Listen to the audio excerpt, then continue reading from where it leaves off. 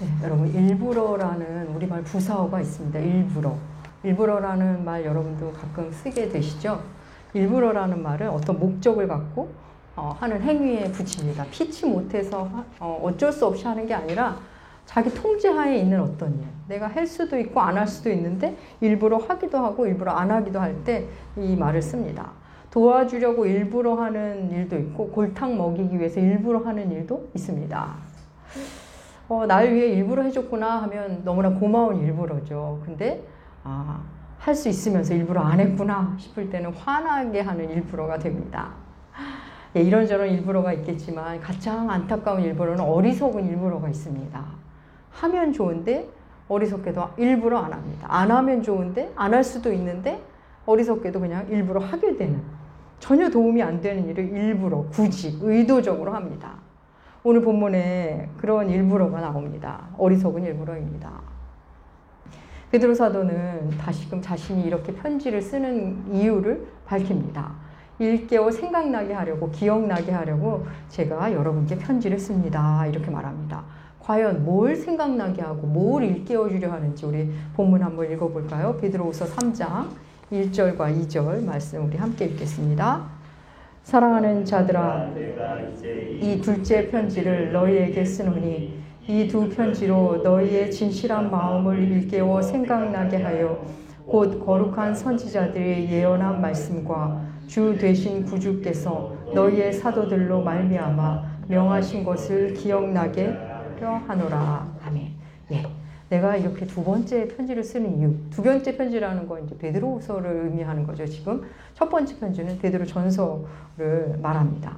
내가 이렇게 두 번째 편지를 쓰고 있는데 첫째 편지도 그렇고 둘째 편지도 그렇고 일깨워주고 싶습니다. 여러분 안에 있는 진실한 마음을 일깨워 생각나게 하고자 이렇게 쓰는 겁니다. 라면서 편지 쓰는 이유를 중간인데 다시 말합니다. 뭘 일깨워준다고요? 진실한 마음을 일깨워준다. 여러분, 사람 안에는 진실한 마음이 누구에게나 있습니다. 그러니까 진실한 마음도 있고 사실 거짓된 마음도 있죠. 사람 안에 진실한 마음이 일어나면 진실한 삶을 살게 되고 거짓된 마음이 일어나면 거짓된 삶을 살게 됩니다. 근데 누구나 여러분 우리 안에는 순수하고 진실한 마음이 있습니다.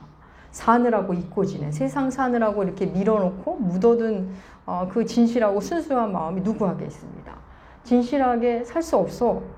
순수함은 세상살에 방해돼. 내가 진실했더니 돌아오는 것은 배신과 손해, 상처뿐이야 하면서 밀어놓은 그런 아름다운 마음이 누구에게나 다 있습니다. 거칠어 보이는 사람일지라도, 세상살이에 약삭빠르게 변해버린 사람이라도 순수하고 아름다움이 누구에게나 다 있습니다. 우리 안에 그 진실하고 순수한 마음을 사도가 일깨워주고 싶답니다. 근데 어떻게 일깨운다고요? 아까 본문에 나오죠. 거룩한 선지자들이 예언한 말씀과 사도를 통해 전해주신 주님의 말씀으로 그 마음을 일깨우고자 합니다. 여러분, 거룩한 선지자들이 예언한 말씀이 뭐죠? 구약입니다. 그럼 사도들을 통해 주신 주님의 말씀은 뭘까요? 예, 복음서, 신약입니다. 하나님의 말씀이 우리의 마음 안에 진실함을 깨워주는 겁니다. 사도가 그걸 통해 진실한 마음을 깨우고 싶다는 겁니다. 사랑하는 여러분, 예배만 우리가 꾸준히 잘 드려도, 예배만 정성껏 잘 드려도 우리 마음이 말랑말랑해진다는 거 여러분 아십니까? 주의 영이, 주의 말씀이 우리의 마음을 만지시기 때문에 자기도 모르는 새에 우리는 예배만 제대로 정성껏 드려도, 겸손한 마음으로 드려도 마음이 말랑말랑해집니다. 아닌데요. 그렇게 오래 교회 다니신 분이 얼마나 뻣뻣하고 강팍한 강팍한지 목사님 모르시나 본데요. 예, 그런 분도 있어요. 근데 그분은 교회 다녀서 그나마 그 정도신 겁니다. 안 다녔다면 아마 더 뻣뻣해지셨을 겁니다. 진실한 마음, 그렇습니다. 우리가 진실한 마음, 내 안에 진실한 마음을 꺼내주는 것은 주의 말씀이고 주님의 사랑입니다. 그래서 주의 말씀을 읽고 듣고 묵상하고 암송할 때 우리 안에 진실한 마음이 깨어나고 그 진실한 마음이 우리로 하여금 진실된 삶을 살게 하고 우리로 진실한 존재로 만들어갑니다.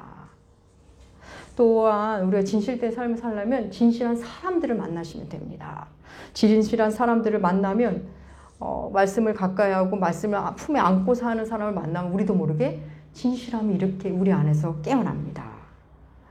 지난주에 제가 어떤 목회자 모임에 초대를 받아서 다녀왔습니다. 지방의 한 공업고등학교 출신의 목회자들의 모임이었습니다. 그 공업고등학교는 당시 수재들이 가는 아주 똑똑한 친구들이 가는 학교였습니다. 공부는 잘하는데 집안 형편상 어려우신 그런 친구들이 가는 학교였습니다. 그래서 기숙사를 제공해주고 이렇게 학업을 돕는, 하지만 군대 생활을 하사관까지 해야 하는 그런 학교였습니다. 예, 말씀드려도 되겠죠? 윤기석 지사님이 나온 학교입니다. 지금은 특성화 고등학교가 됐다고 하더라고요.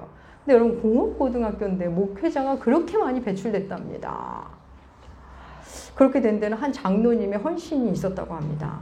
그 학교 선생님이었던 장로님이 고등학생들을 전도하고 기도학생회를 만들고 예배와 새벽기도, 성경 공부로 아이들을 훈련시키셨답니다.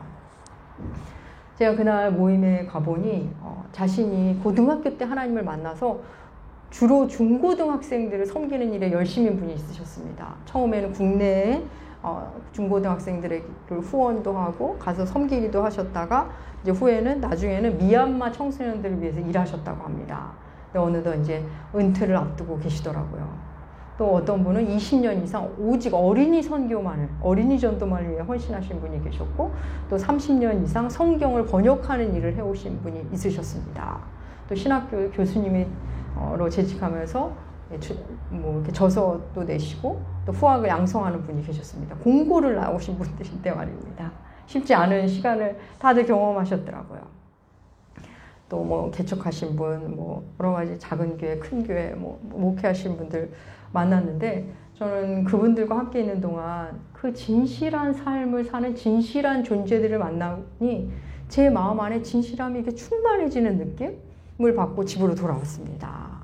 여러분, 진실한 삶을 사는 길 중에 하나, 진실한 사람을 만나시면 됩니다.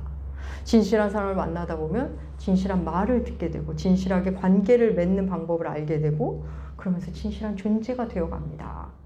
거짓된 사람을 만나면 그럼 거짓된 삶의 방식을 배우고 따라하고 그게 아무렇지도 않고 그 방법에 익숙해지고 그러면서 거짓의 사람이 되어갑니다.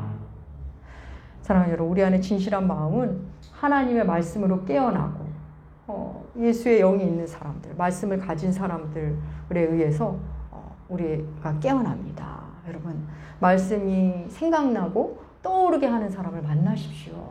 그리고 말씀이 떠오르고 말씀을 생각나게 하는 장소를 찾고 가십시오. 여러분 안에 있는 진실함이 기지개를 펴고 마음껏 활동할 수 있도록 여러분의 손과 발을 움직이십시오. 여러분의 진실함을 깨울 수 있는 것을 보시고 들으시기 바랍니다. 그러면 예수로 인해, 진실함으로 인해 우리 안에 진실이 깨어나고 그 살아난 진실한 마음을 다시 예수를 또 향하게 합니다. 아름다운 선순환이 우리에게 일어납니다. 이어 사도는 말세에 그리스도인들이 직면하게 될 일이 있는데 바로 조롱당함이라고 말합니다. 여러분, 조롱하는 사람은 진실한 사람이 아닙니다. 거짓된 사람이 진실한 사람을 조롱하게 되어 있습니다. 거짓이 말씀을 사모하며 사는 진실을 조롱하는 겁니다. 구체적 조롱의 내용이 오늘 본문에 나오죠. 세상의 끝이 뭐가 언제 있느냐는 겁니다. 예수의 재림이 예수가 재림하지 않는다는 겁니다. 그런 말이 어디 있느냐. 만물이 창조될 때랑 그대로인데 뭐가 끝이 있냐고 말합니다. 그렇게 우리를 조롱한답니다. 그 조롱의 사도가 말하죠. 반드시 끝이 있다. 그리고 그 끝은 이미 역사 속에서 하나님이 보여주신 바 있다면서 노아의 홍수를 언급합니다. 세상이 물로 넘쳐서 멸망했던 경험이 심판하셨던 그것을 보여주셨듯이 이번에는 불로 심판하실 거라고 말씀합니다. 그러면서 사도는 그들이 종말이 있다고 믿는 우리를 조롱하는 이유는 그 마음 안에 일부러 잊고 싶어서 조롱한다고 말합니다. 잊기 위하여 일부러. 우리 그 본문을 한번 읽어볼까요? 베드로후서 3장 5절입니다. 예, 주보에도 실었는데 제가 또 베드로 전서라고 했네요. 베드로후서 3장 5절 하나님의 말씀 우리 함께 읽겠습니다. 이는 하늘이 옛적부터 있는 것과 땅이 물에서 나와 물로 성립된 것도 하나님의 말씀으로 된 것을 그들이 일부러 잊으려 함이로다. 예. 하나님이 이 세상을 창조했다는 사실, 하나님이 모두 지으셨다는 그것을 일부러 잊고 싶어 합니다. 그러니 하나님이 이 땅을 마무리하실 것, 불로 심판하실 것에 대해서도 받아들이고 싶지 않은 겁니다. 하나님의 심판에 대해 조롱하는 이들은 세상이 이렇게 멀쩡한데 아무 일 없는데 무슨 심판이냐고 말합니다. 어떤 위기와 어려움이 와도 우리 인류는 모두 헤쳐나왔는데 무슨 심판이 이 땅에 끝이 있냐는 겁니다. 이에 사도는 그래 뭐 어쨌든 우리가 아슬아슬하게 위태위태하게라도 이 세상이 이렇게 멈추지 않고 가는 이유, 그거는 하나님이 보호하고 보존하시기 때문이라고 말합니다. 하나님이 보호하고 보존하시는 이유는 뭐죠? 심판하시려고. 마지막에 심판하시기 위해서 보호하고 보존하신다고 말씀합니다. 우리가 몇 주 전에도 함께 읽었죠. 베드로후서 3장 7절 말씀 함께 읽겠습니다. 이제 하늘과 땅은 그 동일한 말씀으로 불사르기 위하여 보호하신 바 되어 경건하지 아니한 자들의 심판과 날까지 보존하여 두신 것이라. 예. 하나님이 친히 보호하고 보존하십니다. 왜요? 심판하시기 위해서. 우리 얼마 전에 나눴지 않습니까? 가라지를 뽑지 않은 이유가 뭐라고요? 다른 곡식이 다칠까 봐. 가라지를 뽑을까요? 뽑지 마라. 다른 알곡이 다칠지도 모르니 그냥 두어라. 추수 때 알곡은 창고에 두고 가라지는 불태울 거다. 이렇게 주께서 비유로 말씀하시지 않습니까? 예. 그래서 그냥 놔두는 겁니다. 물론 이제 다음 주에 우리가 나누게 되겠지만 하나님이 또 한 명이라도 더 구원하시기 위해서 참으시는 겁니다. 세상을 그대로 두시는 겁니다. 사랑하는 여러분, 세상의 멸망이니 인류의 심판이니 하는 것은 사실 우리의 소관이 아닙니다. 하나님께서 이 땅을 창조하실 때, 이 세상을 창조하실 때 우리의 동의 없이 창조하셨듯이 이 땅을 심판하실 때도 우리의 동의 없이 하나님이 그냥 알아서 하실 겁니다. 또한 하나님이 이 땅을 지으실 때 말씀으로 지으셨듯이 이 땅을 심판하실 때도 말씀으로 심판하시고 세상의 끝도 말씀으로 마치실 겁니다. 동일한 말씀으로 지으시고 폐하시고 하나님이 친히 하십니다. 세상을 창조하실 때도 말씀, 폐하실 때도 말씀, 우리에게 오실 때도 말씀입니다. 여러분, 창조주가 세상을 창조해 놓고는 진행되는 거 봐서 내가 결정할게. 그렇지 않습니다. 하나님은, 창조주는 이미 끝을 아십니다. 인간이 무엇을 결정할지 아십니다. 인간이 어떤 선택을 하고 어떤 길을 갈지를 이미 아십니다. 사랑하는 여러분, 하나님의 심판, 인류의 종말, 우리가 그걸 알고 그냥 겸손히 살아갈 뿐이지 그거에 대처해서 우리가 할 건 없습니다. 하나님이 하실 겁니다. 다만 우리는 우리 개인에게 찾아올 종말, 우리 개인이 만날 심판, 바로 죽음, 그 죽음을 준비해야 합니다. 하나님의 심판을 일부러 잊으려는 마음은 우리가 죽지 않을 거라고 믿고 싶은 마음입니다. 난 죽지 않아, 이렇게 믿고 싶은 마음입니다. 세상이 이렇게 멀쩡한데 무슨 심판이야 하는 말은 내 몸이 이렇게 멀쩡한데 무슨 죽음이야? 이런 말입니다. 내 몸을 봐. 나 어제도 오늘도 나 건강해, 그대로야. 내 생각은 여전히 젊고 내 마음은 청춘이야. 나 여전히 움직일 수 있는데 무슨 죽음이야? 지금도 살아있고 앞으로도 난 계속 살 거야. 우리가 이렇게 대놓고 말은 안 하지만 그런 마음을 다 갖고 있는 겁니다. 그래서 죽음을 멀찌감치 이렇게 밀어놓는 겁니다. 일부러 밀어놓습니다. 벌써 3년이 된 것 같습니다. 제가 죽음에 대한 세미나와 이렇게 모임이 있어서 공부하는 모임이 있어서 가본 적이 있습니다. 죽음을 미리 생각하고 공부하고 준비하도록 돕는 이런 조그만 프로그램도 알려주셨습니다. 근데 그곳에서 우연히 아는 목사님을 한번 배웠습니다. 그래서 제가 우리 나무교회는 죽음에 대한 이야기를 제가 자주 하고 저도 그러면서 죽음을 많이 공부하고 있습니다. 이렇게 말씀드렸습니다. 그때 그 목사님은 교회에서 어르신 부서를 맡고 계신데요. 그런데 그래서 제가 그러시냐고, 그러면은 가서 많이 활용하실 수 있겠네요. 그랬더니 그분이 그러시더라고요. 목사님, 어르신들은 죽음 얘기하는 거 너무 싫어하세요. 절대 말로 꺼내지 못합니다. 전혀 도움이 활용하지 못할 것 같아요. 도움이 안 될 것 같아요. 말씀하셨습니다. 저는 그냥 담임 목사님이 가라고 해서 온 건데 전혀 활용은 못할 것 같아요. 이런 말씀 하시더라고요. 그래서 그분의 이야기를 듣고 보니 그러실 수 있겠구나 싶었습니다. 사실 죽음을 대하는 보통 사람의 아마 모습일 겁니다. 일부러 잊으려고, 일부러 피하려고 하는 겁니다. 죽음이 내게 다가오고 있다는 그 진실을 피하고 싶으신 겁니다. 진실을 일부러 덮는 사람들, 상황을 일부러 제껴놓고 싶은 사람들, 하나님의 섭리를 밀어놓고 싶은 사람들이 여러분 교회 안에도 굉장히 많습니다.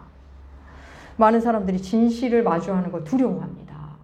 자기 자신의 맨 얼굴을, 자신의 속사람을 보는 것을 두려워합니다. 그러니 하나님 앞에 서는 건 더 두려울 수밖에 없습니다. 여러분, 어떤 드러난 현상은 잠시 가릴 수 있습니다. 감출 수 있습니다. 하지만 진리는 결국 그 실체를 드러냅니다. 여러분, 죽음은 아무리 밀어내도 우리에게 옵니다. 우리가 수용하든 안 하든 상관 안 합니다. 그냥 옵니다. 성경은 우리에게 진리를 가감없이 들려줍니다. 그래서인가요? 성경을 일부러 멀리하는 분들이 많은 것 같습니다. 여러분, 하나님이 이 땅을 창조하셨다는 것 우리 영혼이 알고 있습니다. 영혼 깊숙이 창조주를, 조물주를 여러분 우리가 그리워합니다. 또 하나님이 물로 이 땅을 심판하셨다는 것 우리 영혼이 안다는 거 아십니까? 우리 영혼 깊숙이 큰 물을 보면, 바다를 보면 아름답다고도 생각하지만 큰 두려움을 엄습합니다. 우리 영혼이 기억하기 때문입니다. 우리 영혼에 자리하고 있는 막연한 동경과 경외감, 나이가 들면 자연스럽게 고개를 드는 자연을 향한 그리움, 그 모든 것이 우리 영혼의 기억입니다. 그런 사람들은 그 기억을 다 밀어내려고 합니다. 말씀을, 교회를 밀어냅니다. 1차적으로 우리 자신을 보는 걸 두려워하고 밀어냅니다. 우리 자신에 대해서 진지하게 이야기하는 걸 막 거부합니다.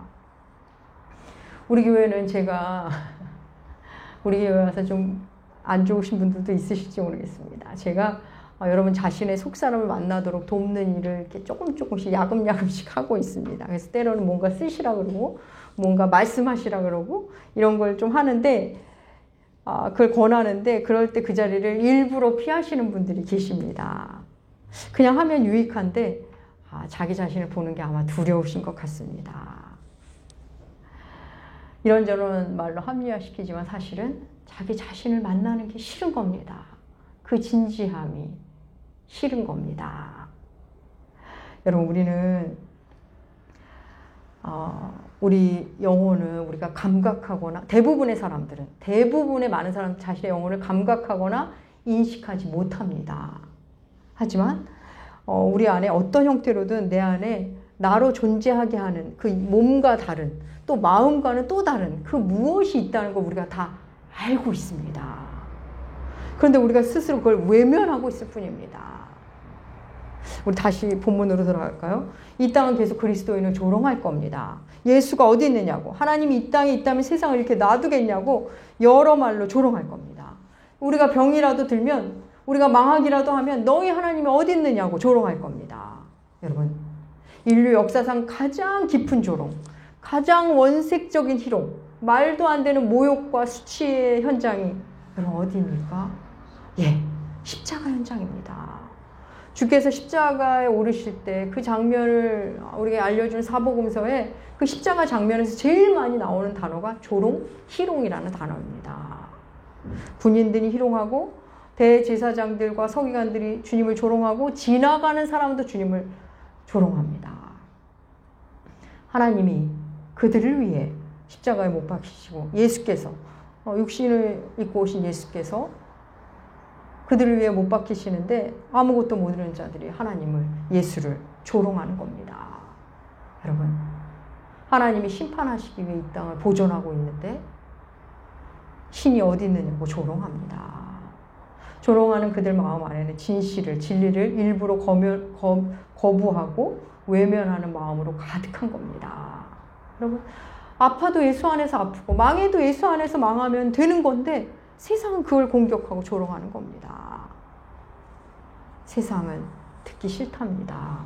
성탄절인데 예수 얘기에는 관심이 없습니다. 그냥 산타 얘기하자입니다. 산타클로스 얘기하자입니다. 그냥 연인들 만나는 날로 해버리자입니다. 그냥 대목 잡는 날로 해버리자는 겁니다. 그냥 밤새 노는 날로 만들자는 만합니다. 왜 성탄을 인류가 다 이렇게 기억하고 기뻐하는지, 왜 성탄에 이렇게 아름다운 빛으로 꾸미기 시작했는지, 왜 성탄에 더 외롭다고 하는지, 왜 성탄절에 선물을 주고받기 시작했는지 알고 싶어 하지 않습니다.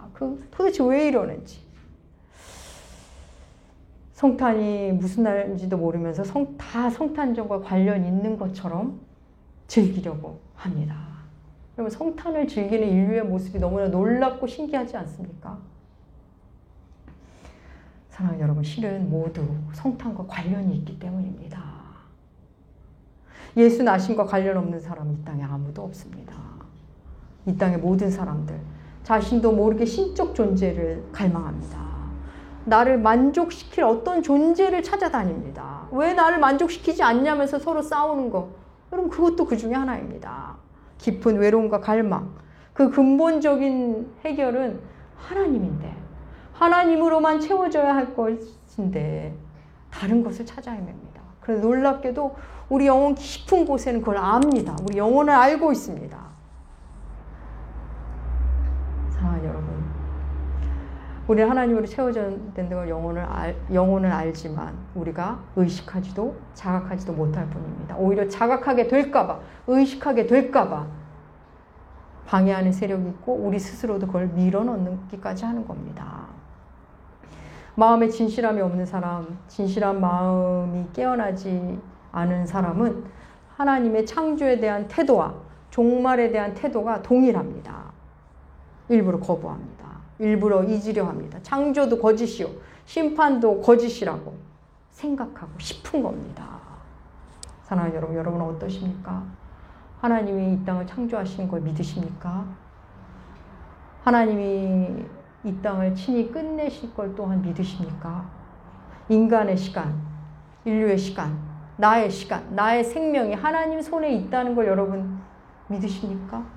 여러분의 생명이 하나님으로부터 시작해서 하나님으로 끝나는 거, 여러분의 삶과 죽음, 출생과 죽음이 하나님 손에 있다는 거 여러분 믿으십니까? 오늘은 대림절 두 번째 주일입니다. 하나님은 여러분 각 사람을 하나의 세상으로 창조하셨습니다. 하나의 세계로 창조하셨습니다. 여러분은 하나의 세상입니다. 여러분이 이 땅에 태어남으로 하나의 세상이 생겨난 겁니다.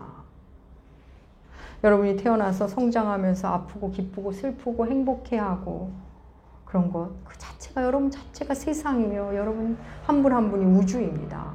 여러분이 이 땅을 떠나면 이때 이 세상은 끝인 거죠. 그죠? 여러분에게는 끝입니다. 여러분에게는 이 땅이 사라지는 겁니다. 여러분, 예수를 이 땅에 보내셨듯 하나님이 우리를 이 땅에 보내셨습니다. 예수께서 걸어가신 그 길을 우리가 걷길 바라시는 우리 주님이십니다. 예수를 사랑하시듯 우리를 사랑하시는 하나님, 그분이 우리의 아버지십니다. 사랑하는 여러분, 우리는 깨어있기 위해서라도 일부러라도 해야 할 일을 여러분 찾으셔야 합니다. 베드로는 일부러 이런 편지를 쓰는데 일부러 이걸 거부하는 사람들이 있었습니다. 여러분, 일부러라도 일어나서 줄을 찾고 일부러라도 일어나서 성경을 펴고 일부러라도 성경에 줄을 긋고 일부러라도 성경을 쓰고 암송하고 그렇게 주 앞에 나아갈 때 그 모든 것이 우리 영혼 안에 스며들어 우리 안에 진실함을 완전히 깨어나게, 예수라는 진실을 깨어나게 할 것입니다. 사랑하는 여러분, 이 대림절 기간 가장 위대한 일부러가 이 땅에 일어나지 않았습니까? 하나님께서 일부러 사람이 되어 이 땅에 오신 사건, 성탄절. 일부러 아기가 되어 오신 그 주님을 대림절 기간 깊이 묵상하시고 만나시는, 그래서 진실한 삶을 사시는 여러분들 되시기 축복합니다. 기도하겠습니다. 하나님을 알게 될까봐 일부러 하나님을 멀리하는 사람들, 말씀을 멀리하는 사람들, 그 영혼은 다 아는데 그 영혼은 하나님을 그리워하는데 일부러 잊고자 하는 우리들, 하나님 우리를 불쌍히 여겨 주시옵소서. 아기로 오신 예수가 바로 우리 구주이심을 믿고 만나고 전하는 우리가 되게 하여 주시옵소서. 감사드리며 존귀하신 예수님의 이름으로 기도합니다. 아멘.